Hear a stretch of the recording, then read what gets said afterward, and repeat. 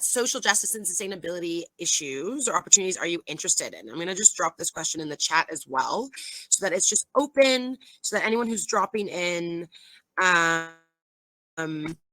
can answer, because I find that there's so many different issues and concerns and interests across this space. And we're going to be diving into a few different opportunities that are available for during your gap year to help you kind of explore different areas of social justice and sustainability. And what I'm going to do is also ask these amazing humans here with me to please introduce themselves. Alayna, you're first on my screen. So do you want to go first and just give a quick introduction? And then Sahar, if you could follow, that would be fantastic. Yeah, absolutely. So my name is Alayna, and I'm an Outreach and Development Officer at Chantiers Jeunesse. For those of you who don't speak French, CJ is totally fine. We can just go with that. We run volunteering programs all over Canada. We're trying to expand to every province, and we certainly have volunteers coming from every province. So that's just a little bit about us, but we'll get into more specifics later. I'll throw it to Sahar. Thank you so much, Alayna. So my name is Sahar, born and raised on St. Martin, in the northeast of the Caribbean. As I mentioned, I'm also based here as well. In between, I lived in the Netherlands, Ecuador, and Canada, actually, in BC. And that's where I studied in university. And I did my gap year with Global Citizen Year back in 2016, 2017, living in Ecuador, apprenticing at a local high school and on a farm.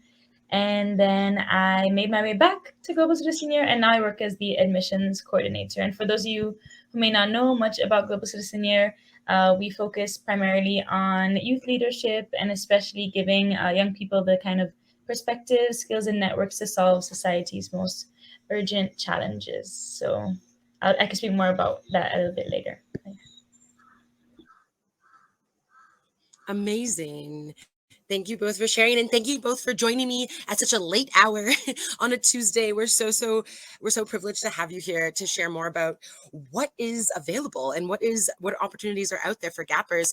And I'm curious, like, as individuals who work in like the social justice and sustainability space, I'm sure your journeys started somewhere. So Sahar, maybe if you wanted to kick this off, like, what kind of got you into the social justice space? How did you end up at Global Citizen Year? I'm sure you have a beautiful, unique story to share with our gappers.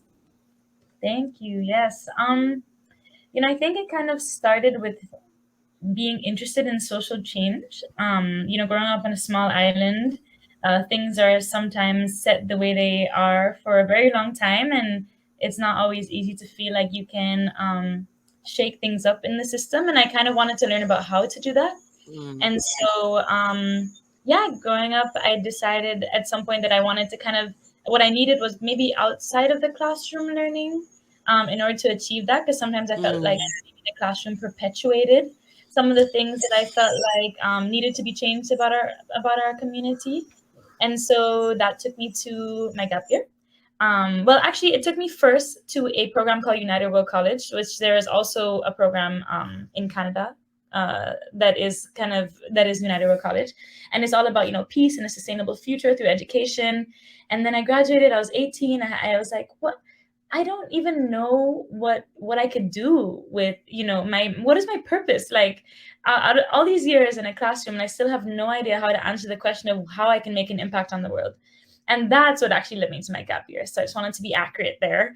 So that led me to a year in Ecuador. And it taught me that a lot of the answers that I was seeking in terms of how to create change lay within community. And so I was able to live in a rural community in Ecuador, and just like so inspired by my host mom in particular, just seeing the ways in which women within the community were the backbones of what change looked like, how it made things run in the community, brought people together. And it just made me really interested in like who are those catalysts, and how do they become those catalysts for change. And I think from there I was able to learn a lot, not just from my own perspective coming from a very small island, but also just like what does it look like to shift your cultural logic and to learn more from people who perhaps have a different worldview from you, and how does that then strengthen your ability to make change. And so after that, I went to university in Canada, as I mentioned. It's called Quest. It's very different because the entire education is guided by a question that you create for yourself. And so I just realized that curiosity was a really core component of change. And that's where I kind of started to explore, more about social justice, learn from incredible teachers, incredible classmates, and was able to create my question, which was, oh my gosh, I'm trying to remember what the question was, but it was about how we can see the ways in which globalization influences small island communities, and how that will then influence the ways in which we see ourselves and the ways in which we might think about change, right? So for us, a lot of our influence came from the US, which is why I became really passionate about learning more about what was outside of my cultural logic, what was outside of my cultural view. And then came back to Global Citizen here because I realized a lot of the people that I wanted to empower were youth, and we are a youth leadership organization. So yeah, it's 11 p.m. and that's the best answer I could come up with at this time. But I hope that it was useful, and I hope that it kind of relayed my story to the rest of my yeah, but I'll pass it back to you guys. No, that was beautiful. Please, and also if while we continue chatting, like please just drop in links into the chat as well. Like even like drop obviously the Global Citizen Year link for just so that gappers can access it right away. But I'm also curious about this Quest, this Quest institution that you're just talking about. That's so interesting to be like led by a question. And I think that plays such a role in kind of our journeys, is because we're asking ourselves constantly the same question, like why are things the way they are, or why are we facing this challenge today? And then we have to kind of peel back the layers and dive deeper to understand the origins and how to actually build sustainable solutions. So I love that. And I love that you like brought it back to your own community. I think that's so powerful. And it's interesting because that's kind of how my journey started as well. Like I was traveling in the islands with my mom, and my mom was a travel agent when I was growing up. So she used to just take me everywhere. It was awesome.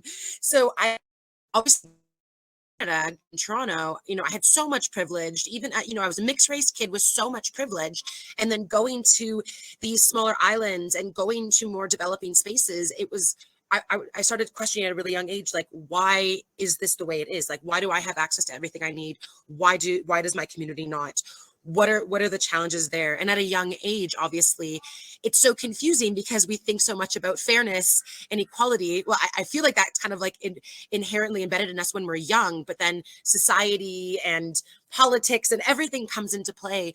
And that really led my journey. And in high school, I started asking myself those bigger questions. And that's what led me to skipping the post-secondary side of my life and getting into a gap year right away. And basically, I will note my mom did force me to go to university, so I did the 1 year, but that really inspired me that like what I needed to learn wasn't in a classroom, and I needed to get out, and I needed to travel, and that's what led me to Ghana and Nicaragua and India, and how I ended up still here, still trying to understand kind of these root challenges. And one of my biggest focuses are mostly around waste management and water sanitation. And it's so fascinating because it's something that you just mentioned around like kind of like the narrative of women in how we come up with solutions, or how women weave into these stories. I found that so many young girls and women were kind of the leaders in these spaces because they were the ones most impacted. But that's just a little bit about my story that I just wanted to relate with. It's so interesting. But yeah, I love this space. I love it. And everyone's story is so fantastic. And I'd love to hear yours. How did you get into like the social justice sustainability space and end up at CJ, which I love to call it? Yes, I'm kind of wondering like how far back we want to go, because we could go all the way back to like high school and childhood, but I think I'll just start at my second year of university. I was studying political science, not really loving it, feeling really intimidated because, a lot of people like to talk just to hear their own voice. And I was just thinking to myself, like, am I really going to help anybody this way? And I started volunteering, and I volunteered for School of Music Montreal. which was a really young nonprofit that provided music lessons, free music lessons to children in Montreal who wouldn't otherwise be able to afford it. So I was a music teacher, and I just remember thinking to myself, like, if this could be my full-time job, that would be amazing. Like, not necessarily as a music teacher, just working in a place like this or starting my own place like this. So when I graduated, I felt like I had two options for kind of based on my interests in social justice and based on what I had studied. I could either kind of try to go for these big questions on a global scale, maybe pursue more education and not really knowing if I'm going to see my impact right in front of my eyes, or I can try to go for small local community initiatives. So then I can really see my impact on a daily basis and help people, right there in the moment. So that's what I decided to go for 4 years ago. And I'm really happy that I did, because I ended up continuing working with youth. I worked in different community initiatives at the YMCA, at the Maison des Jeunes, as a youth worker. And then I ended up at Chantiers Jeunesse, still working with youth, but on a little bit of a bigger scale now, because we're doing these volunteering projects all over Canada in really remote communities, helping people who don't have a lot of access to big groups of people who can come in and do a big project for them and help them out for free.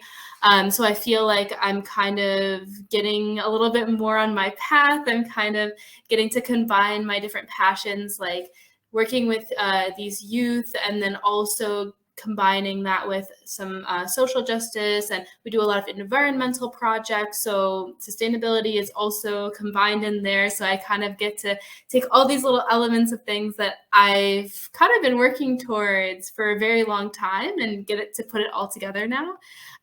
So that's kind of how I ended up at CJ.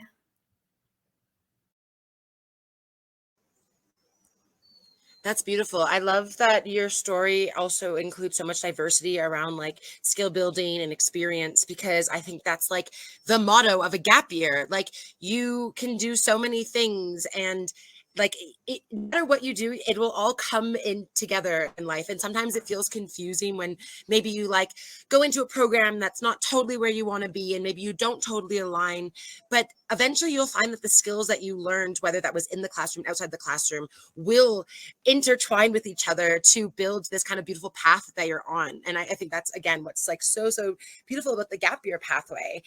And I'm curious, so in terms of how CJ, so Chantiers Jeunesse and Global Citizen Year kind of support that journey of learning, because sometimes it's like, I want to make a difference, I want to make an impact, but I don't know how, I don't know where to start. I'm passionate about 400 things, or I don't know what I'm passionate about. How does your programs kind of support a gapper in kind of finding that route? I feel like at this point, let's do popcorn style. Anyone go first. Whoever unmutes first. I can go. Yeah, I think, well, what you were saying just now is really beautiful about, you take your gap year. It's like, at least for me, and, our founder always says this, it's like the dots always connect in hindsight, right? So you might be in it in the moment, you're like, all of these things are happening, and I'm like, you don't even process that you're learning until one day you use the thing that you've learned or the skill that you've gained, just by being in the environment. So gap years are powerful. I'm really excited for you all who are planning to take a gap year. But in terms of your question, how does our organization support social justice and sustainability? I think, and also just like your learning throughout that process, I think for us, and maybe also CJ as well, right? Like our kind of mission is to empower people to kind of take on their own journey. So it's like, we give you the tools and the curriculum and the coaching and the real world experience that you need to tackle whatever thing that you are passionate about. So whatever impact that you want to make. So whether that is environmental sustainability or, human rights or women's empowerment or whatever it may look like, we give you the tools that you need to get there. And it doesn't necessarily have to look very rigid, right? So for example, our program that we're going to be offering in the spring is a program that is primarily human rights focused, and it will be taking place in Cape Town in South Africa. But at the same time, what you get to learn from working on the ground with social justice activists and trying to advocate and trying to understand, how have they supported their community for in all the time that they've been working in the field of human rights. You could apply that within a human rights space, of course, but you could also totally apply that within, youth empowerment work. And so, for example, what students within our program get to do is work within an organization, and just like, not, of course, they're going to be apprenticing, but also just like through the what's the word, osmosis. I was like, what is this word, of being in a space where people are really doing the work to make social change, and also not just being in that space, but also getting guidance from instructors that are hired by Global Citizen Year, from your community. So you live within a community of peers who have, are like-minded in that way. They want to serve, they want to make a change. All of those things come together to kind of produce, somebody who we think is pro-social, and really thinking about like how everything about them can contribute something meaningful to the world. And so I think we're going to talk a little bit later about like learning outcomes and things like that. But I think for us, it's a blend of, it's basically supporting the student on that journey, whatever that may look like for them, and giving them the curriculum, the coaching, and and the experience to get there, to get those skills and tools to create social justice.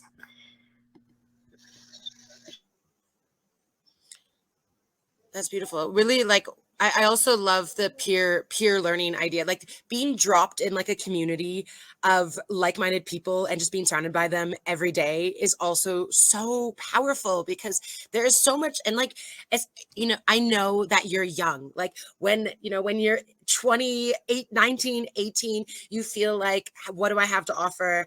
Who my age can really teach me something that is like worthwhile? But trust me, like some of the biggest learning that you will do is also just based on that peer support, that community support, especially in a structured program, because you're learning together, you're navigating that together. And I think that's so powerful. And then on top of that, you're being connected with such a diverse array of teachers and facilitators who are out there doing real hands-on work, which is like the most exciting thing, because you don't get that in a classroom, like I went to a school, and I remember that, and in like my formal education life, because my teachers were like from the art world, like they were actors and performers, and I kind of like missed that in the university setting. Like I love learning from people who have been there, done that, and like have some beautiful stories and experiences to share, because that's where so much of the real learning happens. So that's so exciting. Honestly, when I saw the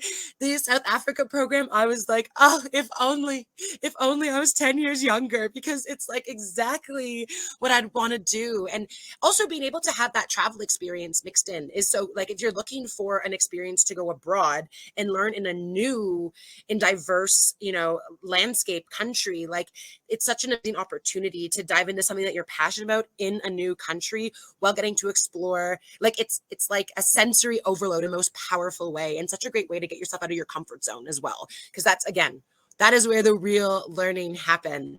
So that's really, really exciting. Alayna, tell me a little bit more about what is happening locally in Canada, because a lot of students are also looking for programs that are in Canada specifically, because, so many things. There's still so many barriers to obviously getting out to travel, but a lot of people are also interested in just exploring what it has to offer. So locally.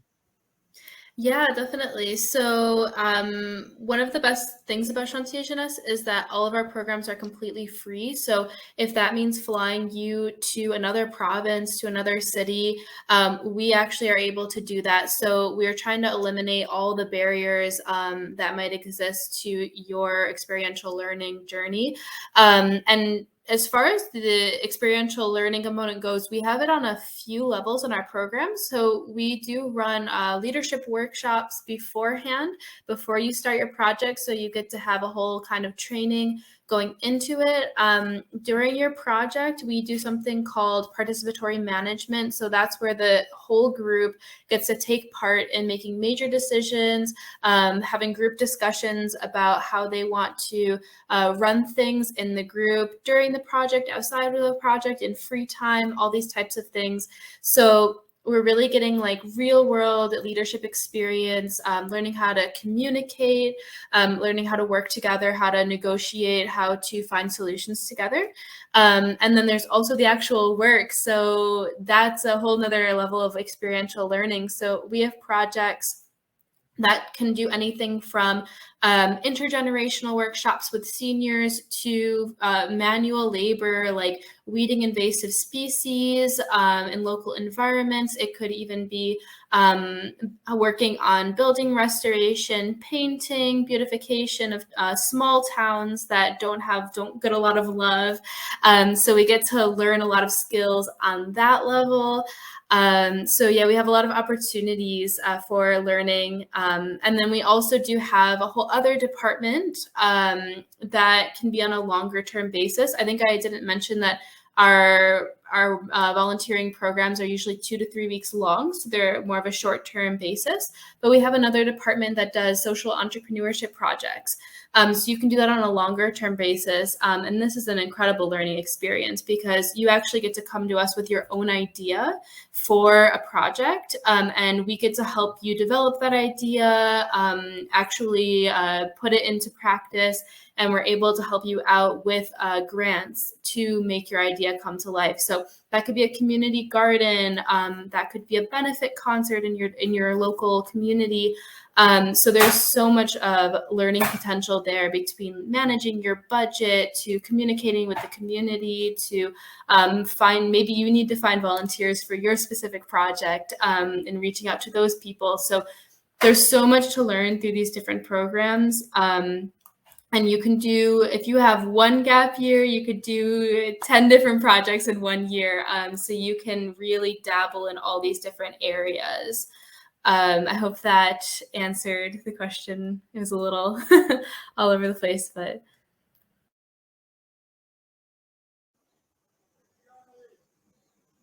No, that's great. Thank you. Yeah, absolutely. And I love that there's also, because gappers have such diverse schedules, like something that they can engage in something that's a little bit more short term, something that's a little longer term.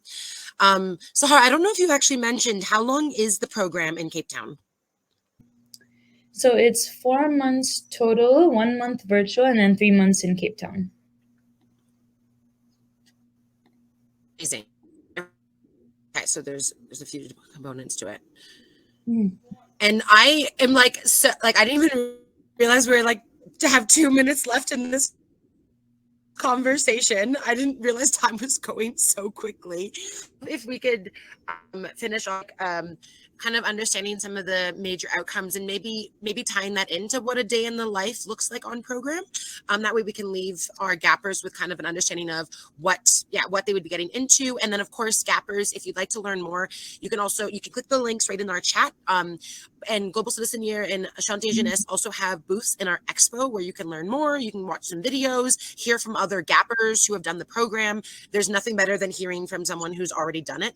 So I highly recommend being over there. But Sahar, if you wouldn't mind giving us a 1 minute overview of major outcomes in a day in the life, that would be amazing. Got it. Okay, so day in the life. Basically, the program, as I mentioned, the first month is virtual.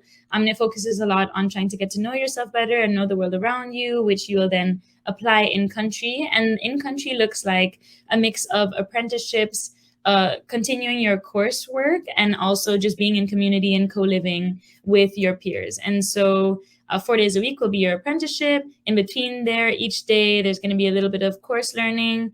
And then 1 day a week, it will be kind of a community or cultural experience component. So really like time to understand a little bit more of the context of Cape Town, and do an activity related to the city. And so there's so much more I wish I could say, but since it's a minute, I'll just leave it there. But I think, as I mentioned, some of the best parts are like just community, being able to learn alongside real world experience in your apprenticeship as well. So.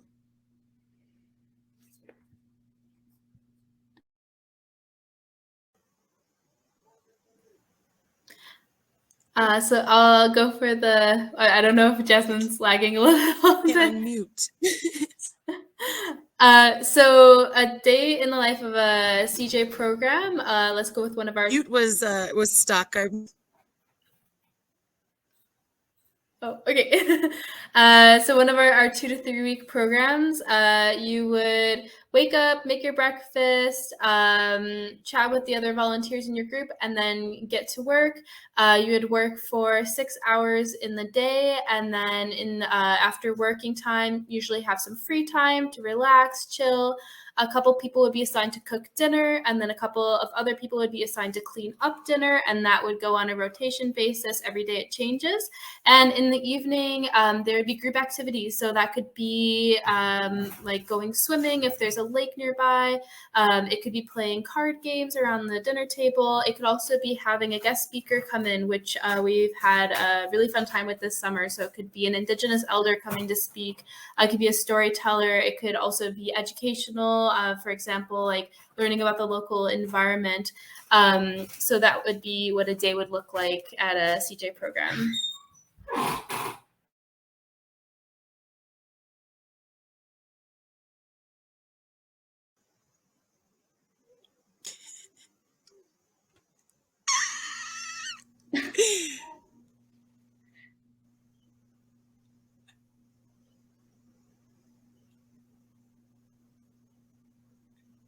Oh my gosh, so annoying, my internet. I'm so sorry, everyone. It took me like a minute to unmute myself. Amazing. That sounds fantastic. I love that there's so many elements included in like that co-living, co-learning. Thank you both for sharing these beautiful experiences with our gappers. And I apologize for my shoddy gappers. If you want to learn more, Expo, Alayna dropped. I'm not sure if you're able to be contacted directly. Like, if it would be great. Gappers always have lots of questions. Drop your email in there. And I just want to thank you so much for your times on a Tuesday again. So grateful. And to all of our gappers who are watching the recording, don't access all the links that have been shared in this wonderful session. So thank you again, Sahar and Alayna, and have a wonderful evening.